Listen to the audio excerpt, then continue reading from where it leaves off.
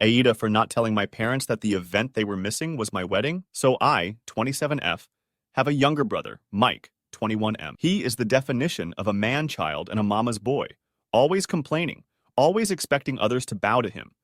Just, overall, an asshole. Ever since he was born, my parents fussed over him for everything. He's not special needs or had a traumatic birth or anything of the sort.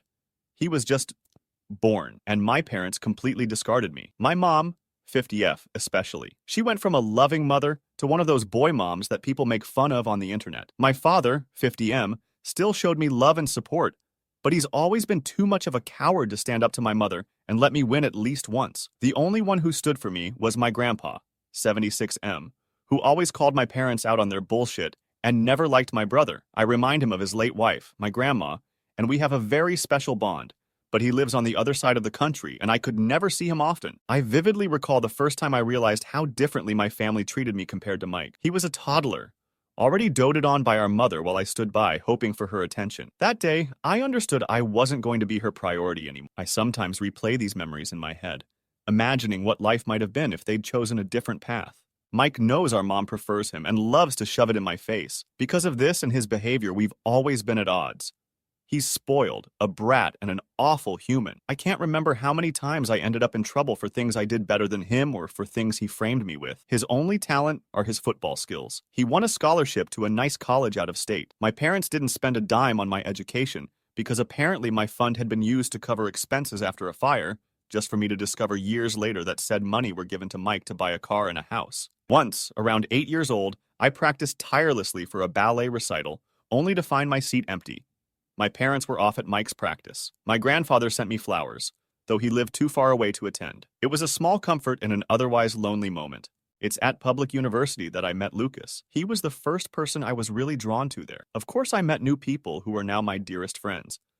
And thanks to them and Lucas, who was my best friend for years before we got together, I managed to move out of my parents' house. Now both Lucas and I are well known in our fields and have very good salaries. I questioned if all families operated like mine, but seeing peers with supportive parents made me realize the stark difference. My mother's world revolved around Mike, and if I needed something, it was seen as an inconvenience. Now, to the main issue. Lucas proposed to me a year ago. We're very private people, so we didn't post it on social media or anything, and when I told my parents, they dismissed it with a, "That's nice." I'm starting to think they downright didn't listen to me at all. We decided that we wanted a nice but simple ceremony and reception with our friends and relatives. I tried to bond with Mike, offered him old toys or asked if he wanted to hang out, but he was never interested unless it benefited him. He seemed to relish the fact that he was favored, lording it over me at every opportunity.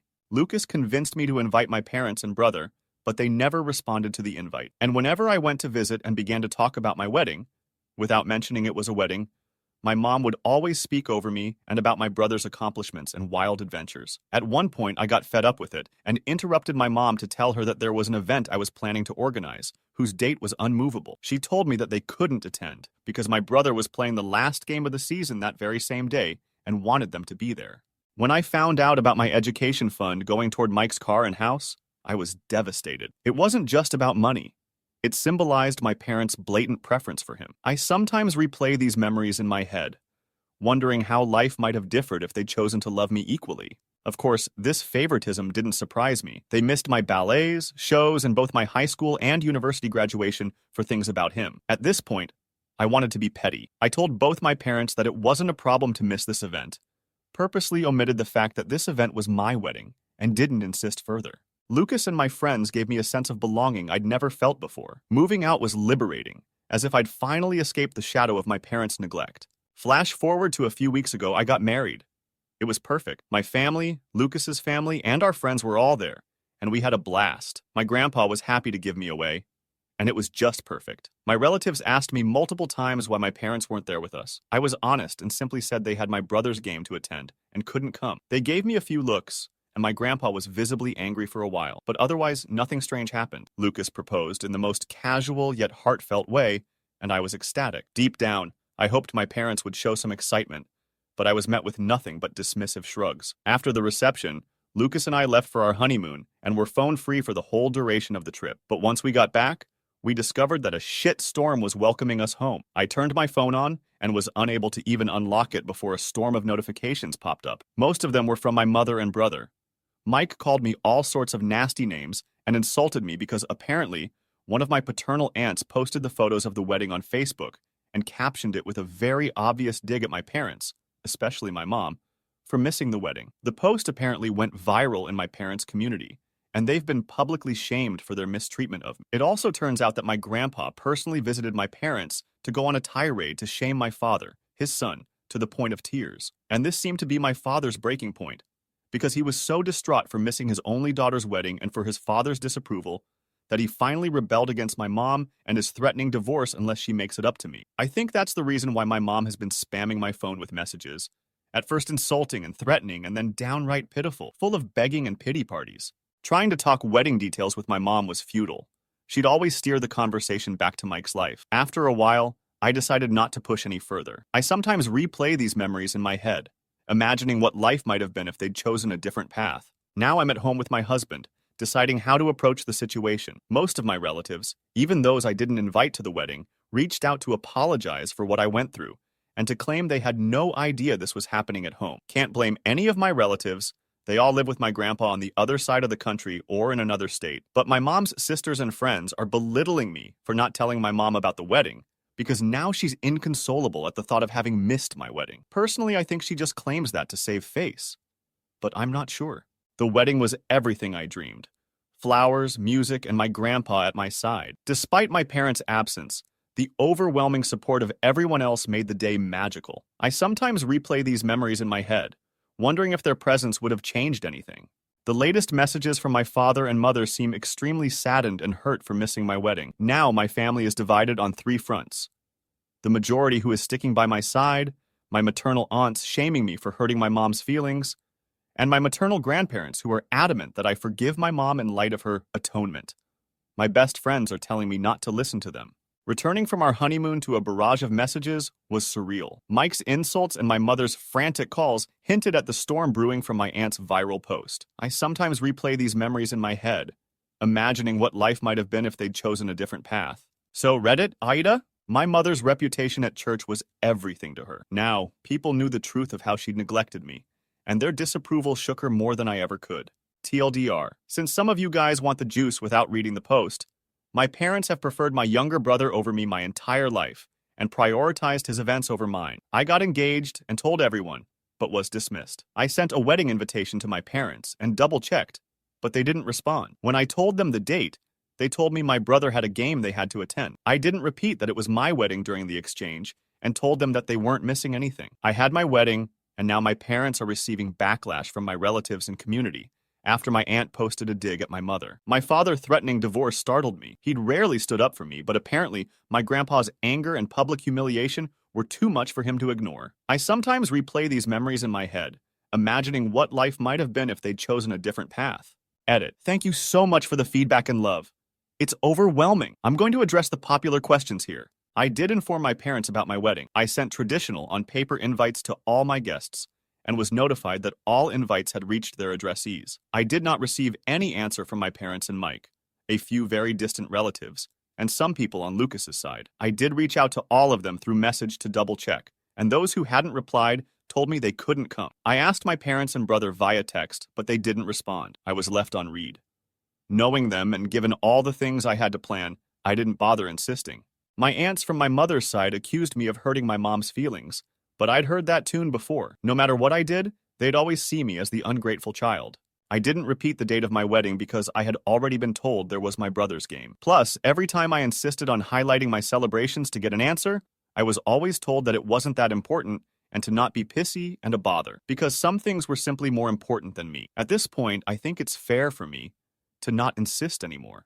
It's not worth the effort. Relatives on my father's side claimed ignorance. They lived far away and never knew the full extent of my parents' favoritism. I couldn't entirely blame them, but it still hurt that it took this long for anyone to see the truth. I sometimes replay these memories in my head, imagining what life might have been if they'd chosen a different path. I didn't keep my wedding a secret. I avoided telling my parents that it was my wedding to see if they would be interested in the slightest.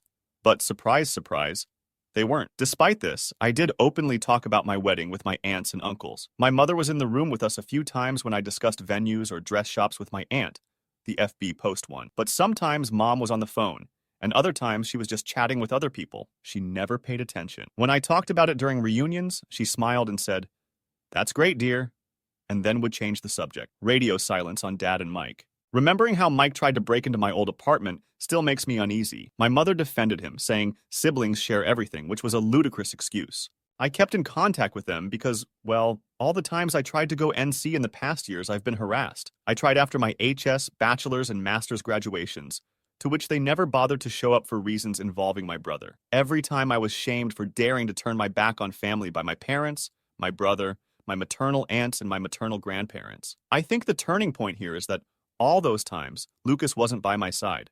We started dating a little after my last attempt at going NC. And now that I have him here, I feel more confident in my stance. But before that, I want this confident. As I already stated, all my paternal side lives on the other side of the country and wasn't aware of how they treated me. I did try to expose my parents once, at 14. My aunts, uncles, and grandpa reprimanded them.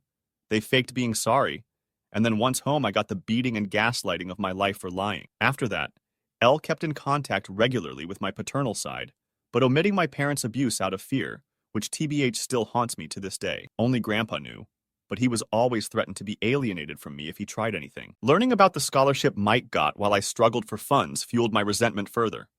My parents could have helped me, but chose to lavish everything on him. My parents and I are not from the same city.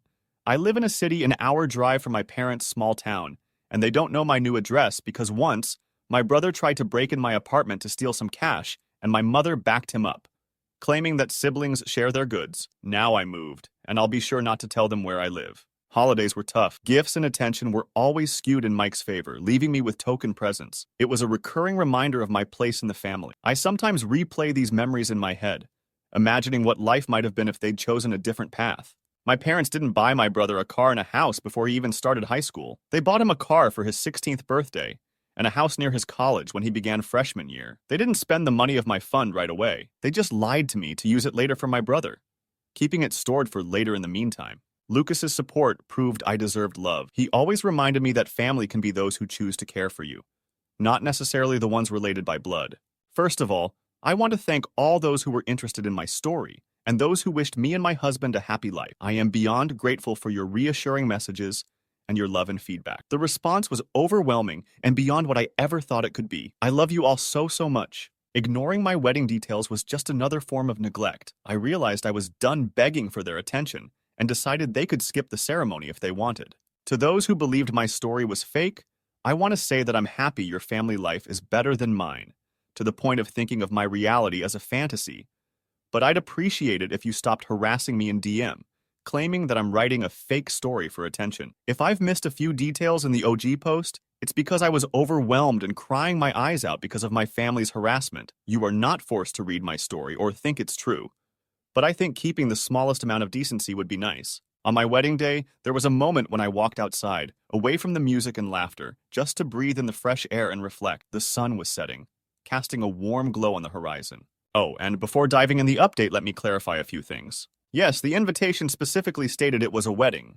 No excuses. My maternal side of the family didn't come to the wedding. I'm sorry, I didn't make that clear in the OG post. Most of them were busy, and the others just gave me excuses to send a gift, but not come. That's it. Don't ask me why they didn't discuss my wedding with my mom. It's not like I live in their brain. My mother's atonement is the fact that she apologized via text. Mike's nastiness, combined with the viral post, forced a spotlight on my parents' behavior. They couldn't hide behind lies anymore. Now onto the update. Things have been a little crazy this past week. I got off of Reddit for a couple of days to gather my thoughts. Then, I had a lengthy conversation with Lucas about how to proceed. He's been my rock, and I don't think I could ever love him more than I already do. My parents were always a taboo topic, but he hit me with a brutal reality check that I absolutely needed. We reached the conclusion that the fact I kept in contact all this time, stuck around and couldn't go NC, isn't healthy. I've realized that the reason I never fully went NC was that deep down I just wanted their approval. Even now, for once. Pathetic, I know, but it's like a drug, being with my parents. They can be loving, funny, caring, and warm until they're not. The little love they give makes you crave for more. and you want their approval so badly you destroy yourself, but that's enough. I promised myself that things are going to change. I've thought about it and decided to start therapy and to go NC with all those who made an issue about this situation, for good this time. My father's tears over losing me might have been genuine, but after years of complicit silence, I couldn't sympathize easily. It was a consequence of actions left unaddressed for too long. After the days dedicated on reflecting on how I feel, I ended up messaging my father to tell him that if he wanted to talk, I would meet him, Mom and Mike, in a neutral location the following day. He immediately replied and agreed, and we met at the park. My father's sisters and brother accompanied us for damage control. My father looked distraught and as if he had been crying for a while. My mom looked the same, but I think it was more out of anger and embarrassment. My brother looked annoyed. I knew my mom could cry on cue. She'd spin the narrative to paint herself as a victim, but I'd grown immune to her manipulations. I told the three of them about how their behavior and preference in regards of my brother always hurt me, and that their abusive behavior made me realize that I didn't want contact with any of them again after that meeting. My mother tried to cut me off multiple times, but my aunt, the one who posted on FB, shut her up every single time. When I asked them why would they treat me this way, they didn't know what to say. My father kept crying and apologizing without giving me an answer, and my uncle reprimanded him for it. My mother seemed as if she was asking herself that for the first time. But well, in the end, she just said that she simply disliked me, plain and simple. And my brother? He just liked the attention and making me miserable as some kind of sport. My mother's sisters believed her version of the story. I no longer cared to correct them. My mental well-being mattered more. I went on with my questions. When I asked why they never responded to my invite, they claimed to have never received one. I showed them the texts, but they denied receiving them. And well, it turns out that they hadn't, in fact, received my wedding invitation. When it arrived to their house, they weren't there. The only one in the house was my brother, who had come visiting for the weekend. He saw the invite and, as many of you guessed, ripped it up and trashed it. And then, when I texted my parents, he deleted the messages. Wasn't hard to do. According to him, they kept my chat archived and didn't get the notification. So my parents never actually got a formal invitation. I was just distraught. I asked Mike why would he do that, and he just shrugged and claimed that it wasn't as important as the stuff they had in program anyway. I had to stop Lucas from punching him in the face. The hush after the wedding settled in, and I felt strangely calm. It was as if I'd found closure in the chaos. I sometimes replay these memories in my head, imagining what life might have been if they'd chosen a different path. Strangely enough, my parents were upset and started reprimanding him. He actually began to throw a tantrum and cry crocodile tears, and I must admit that I was kind of satisfied. But then my mom claimed that all was resolved. There was no need to fuss over a misunderstanding, and it was time for me to clear their name. That set me off, and I interrupted her, telling her that they weren't forgiven at all, that just because Mike trashed the invite, it didn't mean it automatically canceled all their neglect out. Plus, all that time it was still very obvious that I was having a wedding, and they should have asked about it. You want to know my mother's response? She said something along the lines of, I did hear you talking about a wedding of yours, but I just thought you were being delusional and seeking my attention with exaggerated scenarios. She was convinced Lucas didn't actually like me, nor would ever marry me. When I tell you I was about to trash her face, do you believe me? I recalled a long-ago fishing invitation from my dad, which he canceled once my mom insisted Mike be included. It was a small memory, but it highlighted how easily my needs were dismissed. Another thing came up. It turns out that my brother didn't have a football game to go to at all. My parents used the fact that my husband, friends, and I know little to nothing about football. We prefer soccer. And the fact I stopped asking about it when Mike would mock me during his time in high school to make up a story to avoid my event. At the time I wrote the OG post, I couldn't confirm or deny the presence of a game because my brother has private social media, and Lucas and I are blocked, and I foolishly trusted my parents' word. But no. You want to know where they went with that man-child? They went to Disneyland because Mike wanted to go. They used the football story to cover for my brother's 100th tantrum holiday, and apparently they did it multiple times in the past months. For years, I wondered why my mother disliked me so much, blaming myself. Therapy helped me see it was her own flaws, not mine. At that point, I was just completely burnt out and overwhelmed by this amount of information. The fact that I had been fooled this badly, that I was so gullible, genuinely made my blood boil. And I snapped. I stood up and told my father he was a sad, weak man, unable to stand up for his kids unless his wife approved of it. I told my brother he was a little dipshit, a poor excuse of a man that will not accomplish anything in his life, and that he'll always live like the leech he is, babied to the point of uselessness. And to my mom, I told her that she was the worst, narcissist, pathetic little woman on the earth, that she didn't even deserve to be addressed and judged for her irrelevance, that not even God could help her out because she is just too rotten. Harsh, I know. I wrestled with guilt about going no contact, but Lucas reminded me it was okay to put myself first. Respect is mutual, something my parents never offered. My mother shot up from her seat to scream at me halfway through my rant to her, but I was just too mad. I shouted at her to shut the fuck up and sit down and listen for once. She got so mad. It felt like steam was coming out of her ears. I don't remember much after that, just that I kept talking and talking. It felt as if all my anger and hurt just flooded out. The park confrontation felt like a final showdown. All my anger, bottled up for decades, poured out in a torrent of harsh truths I couldn't hold in anymore. At one point, I'm pretty sure the whole park was silent. I spat at my parents and Mike that I was disowning them all, and that if they're smart, they'll think before reaching out again.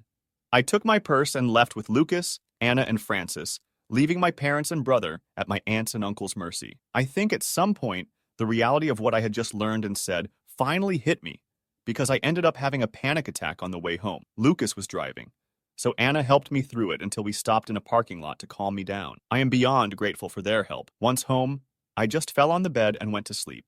Mike admitting he destroyed my invitation was expected but hurtful. He had sabotaged my life in little ways for years. This was just another example. I really wanted to go with you guys' advice and post the whole thread on FB. But given my work and career, I couldn't expose myself like that. One thing is sharing my story from an anonymous throwaway on Reddit. The other is on FB, with my name and face plastered everywhere. I couldn't go down that path. Instead, I did something better. I made a folder with all of my mother's insults, messages, and awful comments, and sent it to the woman in charge of my mom's church. It's a tight-knit community my mom worked her ass off to enter in, but that is also extremely judgmental, and being shunned by them is a death sentence. And well, that's exactly what happened. Just like clockwork, the scandal spread like wildfire, going out of the church and reaching the rest of the small town. You can imagine what this means for my mother and father. My mother's attempt to downplay the situation as a misunderstanding was infuriating. She wanted me to fix her reputation without taking accountability. Because of my little spill, I did find other messages from my maternal side of the family, belittling me even more for upsetting their sister or daughter and insulting her. I just didn't care anymore at that point, so I followed you guys' advice and told them that from now on, they will no longer be part of my life, and that they can talk shit all they want, I just won't care. Instead, they should be grateful I don't send their nasty texts to their employers and spouses. I blocked every single one of them, grandparents included, on everything. Disneyland instead of a football game? That revelation confirmed how trivial my wedding was to them. A mere afterthought overshadowed by Mike's whims. I did find a lengthy message from my father. He apologized for not being strong enough to face my mother, agreed that what I said was true, and couldn't believe that he had lost so much of my life because of her. He told me he is going to divorce her no matter what my decision will be, because he is tired of being controlled. He would like a relationship with me to make up for all the years that passed. I did reply to him, to tell him that as of now, I really don't want to see him or forgive him. He has replied that he'll try his best to win me back, and that he loves me. I replied back that, as of now, I find that hard to believe, and then blocked him too. Frankly, his slimy way of trying to have an out from this situation by throwing my mother under the bus is pathetic. At least she was hateful and owned up to it. He is only able to blame others for his choices. I don't want to surround myself with people like that. Calling my family out at the park was cathartic. I was no longer holding back, letting them hear the painful truth of their neglect. My mother and brother are blocked similarly to my maternal side. Mike wrote other messages to taunt and insult me, and I just blocked him. My mom threw herself a pity party for being shunned by her community and for her marriage going into shambles, and I just replied, good riddance, before blocking her too. As for my grandpa, he has decided to stay with us for a while, to stick by my side. He really is the best, and has read some of your comments. He isn't going to admit that he's flattered by them. When everything went quiet, it felt like I'd released a lifetime of pent-up emotion. There was no going back, but I was relieved, almost like finally breaking free from chains. Since then, a few days have passed, and all has been quiet. Lucas is spoiling me rotten, and I'm starting therapy soon. I know this isn't the drama-filled, revenge-full update you hoped for, but well, this is it.